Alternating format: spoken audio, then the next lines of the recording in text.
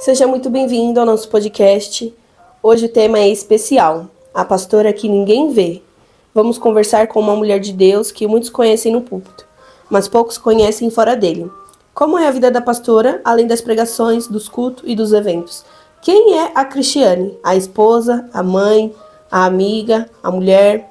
Fique com a gente e prepare-se para um bate-papo sincero e cheio de reflexões. Hoje recebemos com alegria a pastora Cristiane Souza, a pastora Cris. Pastora Cris, muito obrigada por aceitar nosso convite. Para quem ainda não te conhece de perto, conta um pouquinho quem é a Cris além do ministério. Olá, gente. Quero agradecer pelo convite da Natália em participar com vocês nesse podcast, né? O pastor ou a pastora que ninguém vê. E hoje a gente vai ter esse bate-papo incrível para contar um pouco dos bastidores, daquilo que você não vê dentro da igreja. Pastora, muitas pessoas enxergam um ministério no palco, no púlpito. Mas como é o dia a dia da pastora quando ninguém está olhando? Como é a rotina da pastora? Cris longe das câmeras e do altar. Bom, se eu falar de rotina, eu tenho que começar por essa segunda-feira. Todo mundo pensa que pastor tem folga como todas as outras pessoas que trabalham de segunda a sexta, aos sábados, aos domingos. Na verdade, a minha folga é na segunda-feira. Porque na segunda-feira é o dia que eu não tenho compromisso na igreja, então poderia ser a minha folga, mas na maioria das vezes eu já acordo atendendo pessoas, trabalhando para o reino de Deus. Por exemplo, eu acordo na segunda-feira, eu me permito dormir um pouquinho mais tarde, mas quando eu acordo, meu WhatsApp está cheio, mas cheio de pessoas me perguntando várias coisas, pedindo oração, pedindo ajuda, conselho. E após o café eu dou esse aconselhamento, falo com pessoas, resolvo essas coisas. Depois eu tenho ao meio-dia o canal do YouTube que nós estamos em campanha de oração. Então ao meio-dia eu faço a live, de meio-dia a 1h da tarde. E depois disso, gente, eu sou mãe. Então eu tenho um almoço para fazer. É o dia em que a gente como família senta para ter comunhão. À tarde, com raras exceções, é os dias das gravações, onde a gente grava conteúdo para as redes sociais. E às vezes a gente passa o dia todo, a tarde toda e vara à noite produzindo conteúdo. Então a pastora fora do altar é uma pastora que trabalha muito para produzir conteúdo, porque se o pastor não estiver dentro da rede social, tem muita gente falando, dizendo em nome de Cristo e sem nenhum embasamento bíblico, enganando a muitos. E você já se sentiu sobrecarregada por ser pastora? E ao mesmo tempo esposa, mãe, amiga, mulher? Como lida com essas demandas, pastora? Eu me sinto sobrecarregada quase sempre. Quase sempre. Por quê? Por exemplo, eu deixei de ir muito tempo a um salão de cabeleireiro. Às vezes eu preferia que pagar o profissional para vir na minha casa, porque as pessoas confundiam.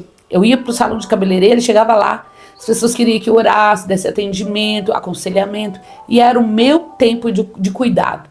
E aí eu perdi a vontade de ir no salão. Às vezes as pessoas me convidam para festas, eu não vou.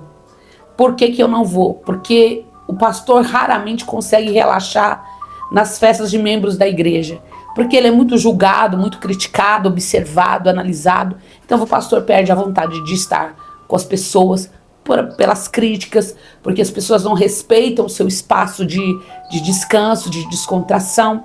Então, muitas vezes eu estou sobrecarregada, cansada fisicamente, emocionalmente e até espiritualmente. É por isso que todo pastor também precisa de um analista e também precisa de um psicólogo para de vez em quando poder desabafar. Pastor, e quais são os momentos mais desafiadores para você nos bastidores do ministério? Aqueles que normalmente as pessoas nem imaginam que acontecem. Pois é, um dos maiores desafios que o pastor enfrenta é pregar sobre cura no altar e quando está em casa ele está enfermo.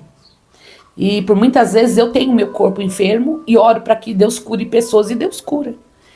Muitas vezes nós temos problemas comuns, como de todas as famílias, onde há problemas na família, de relacionamento com irmãos. Nem sempre o pastor tem amigos. São raras as pessoas que o pastor pode ter a confiança de abrir a vida, de permitir que as pessoas entrem na sua casa, porque infelizmente a vida de um pastor ela é muito restrita, e o maior desafio é pregar cura quando você está doente. O maior desafio é pregar libertação quando na sua casa há problemas tão grandes que ainda não receberam libertação. É pregar sobre prosperidade, pregar para as pessoas que Deus prospera, e quando um pastor compra um carro, ele é julgado porque tem o carro. Ele é julgado se ele tiver um carro velho, e ele é julgado se ele tiver um carro bom. Ele é julgado se ele tiver uma casa boa, e ele é julgado quando ele não tem uma casa. Então tudo isso leva o pastoreio, a vida do pastor, a ser muito isolada e restrita. Esse é o maior desafio, porque como mulher, a gente quer ter amigas confidentes, a gente quer ter pessoas que a gente possa rir sem ter que se preocupar do que vai falar, quer ter a liberdade de brincar sem ser cobrada, questionada, e isso raramente acontece. Como você lida com as expectativas que colocam sobre você, pastora perfeita? Já se sentiu pressionada a ser alguém que não estava conseguindo ser naquele momento? Muitas vezes. Por exemplo, eu exerço um ministério pastoral, mas vocacionalmente eu sou profeta. E muitas pessoas me procuram porque querem uma palavra profética. E quando essa palavra profética que eles esperam que venha de mim não venha da forma que as pessoas querem, a expectativa das pessoas é frustrada. E aí as pessoas também se afastam quando a sua expectativa é frustrada. Quando as pessoas me colocam numa posição que eu tenho que saber o que Deus quer, ou determinar o rumo da vida de alguém, quando na verdade isso faz parte de escolhas das pessoas. Somos questionados e julgados quando uma palavra sai da tua boca no altar que houve um descuido, houve uma expressão equivocada, houve uma interpretação equivocada, você também será julgado e cobrado. Então, como pessoa, existe uma cobrança muito alta para que você seja perfeita. E eu não sou perfeita e nunca serei perfeita. Perfeito é Jesus, perfeito é Ele. Ele é perfeito. Pastora, e quais são os momentos que mais trazem alegria e realização para a Cris? Não a pastora, mas a mulher em si. Olha, a realização pessoal para mim, eu nem sabia que eu podia encontrar tanto contentamento e prazer em fazer o que eu faço hoje nas redes sociais, que é a produção dos vídeos, dos conteúdos para as redes sociais, me expressar de uma forma muito mais autônoma, onde eu posso me expressar com um público que gosta daquilo que eu faço. Hoje eu escrevo, então eu sou autora de livros, eu tenho e-books, eu gosto de mentorar mulheres, e isso para mim é muito prazeroso fora do altar. Muitas pessoas dizem, pastor não trabalha. Isso é um erro muito grande. Porque além do pastor trabalhar dentro do contexto de igreja, para sua sobrevivência ele também tem que trabalhar fora. Porque as pessoas vão questionar você por tudo que você faz. Você precisa ter um recurso fora do contexto de igreja para manter sua vida. Por exemplo, toda mulher gosta de um sapato bonito, toda mulher gosta de uma bolsa bonita, gosta de andar bem vestido, e as pessoas vão questionar você, onde é a fonte, de onde vem isso. Então todo pastor que não tem uma outra renda, não tem um outro trabalho, ele recebe um peso, um fardo muito, muito grande sobre os seus ombros. E na sua caminhada, o que mais te ensinou sobre equilíbrio entre vida pessoal e ministério? Olha, eu tive uma experiência hoje mesmo. Porque as pessoas acham que pastor não é humano e que pastor não sofre.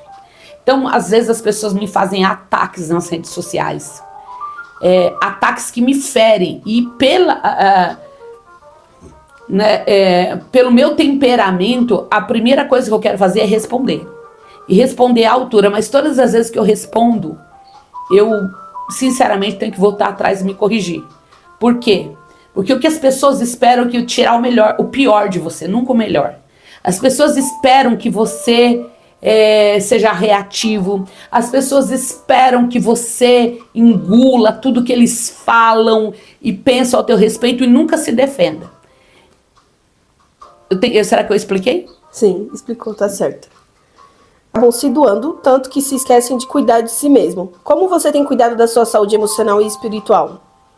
Olha, isso realmente é um erro. E eu já cometi muitos erros.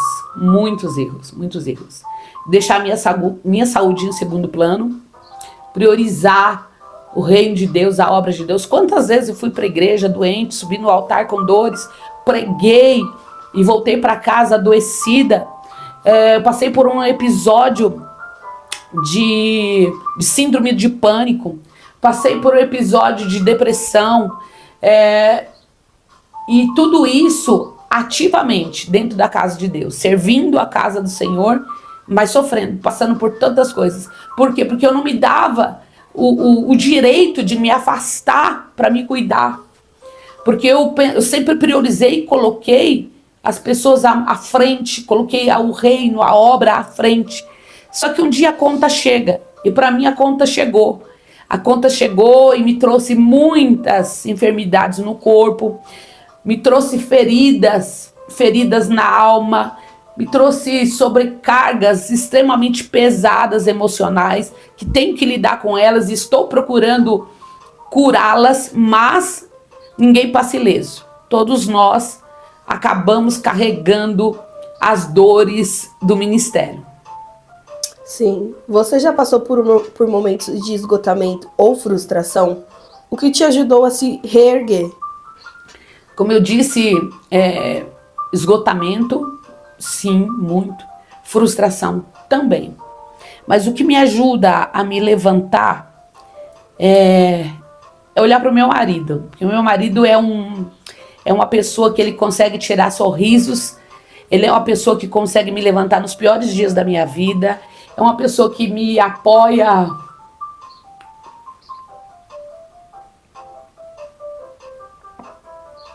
em tudo, né? em tudo. É sua força diária, né? É a minha força. Meu filho, minha família é a minha força. E que conselho você deixaria para outras mulheres que também estão no ministério e às vezes se sentem invisíveis ou cansadas? A palavra do Senhor diz assim, que quem pôs a mão no arado não pode olhar para trás. O escolhido não tem escolha, nós somos escolhidos. Não há nada que eu faça com mais amor do que servir a casa do meu Pai. Mesmo chorando, mesmo com dores, eu amo servir a casa do meu Pai. Quando você cumpre o seu propósito com alegria e tudo que você faz é por amor, você faz chorando. Você faz com dificuldades, mas você continua fazendo. Porque viver o propósito de Deus para a nossa vida é poderoso, é poderoso. Ver almas se rendendo ao reino de Deus é poderoso. Ver vida transformada pelo poder da palavra é poderoso. Ver casamento restaurado é poderoso. Ver muitas pessoas alcançando um padrão de vida diferente é poderoso. Ver pessoas entendendo o chamado de Deus é poderoso. Então, todo o resto fica pequeno quando você entende que você está vivendo o seu propósito. Que conversa rica e verdadeira. Para terminar, quero te pedir. Deixe uma mensagem para todos que nos ouvem, especialmente para aqueles que servem a Deus e muitas vezes se sentem solitários nos bastidores. A minha mensagem que eu deixo para você é que Jesus pagou o maior preço por nós na cruz do Calvário. Jesus esteve solitário. Tanto é que ele pede ao Pai e diz: Pai, se for possível, passa de mim esse cálice. Ou seja, nenhum sofrimento, nenhuma guerra, nenhuma luta que eu venha travar é maior do que o sacrifício de Cristo por mim na cruz do Calvário. E se você, mulher, que está se sentindo sozinha no ministério, olhe para a cruz. Olhe para a cruz. Se renda à cruz. Se submeta à vontade do Senhor Jesus. Porque no meio desse caminho, Deus levantará pessoas para te sustentar, pessoas para amar você, pessoa para levantar você quando você estiver sozinha, caída. Deus levantará pessoas. Deus te abençoe. Obrigada, pastora Cris, por abrir o coração e nos inspirar com a sua história e suas palavras. E você que nos ouviu até aqui, compartilhe esse episódio com alguém que precisa ouvir essa mensagem. Até o próximo episódio. Deus abençoe.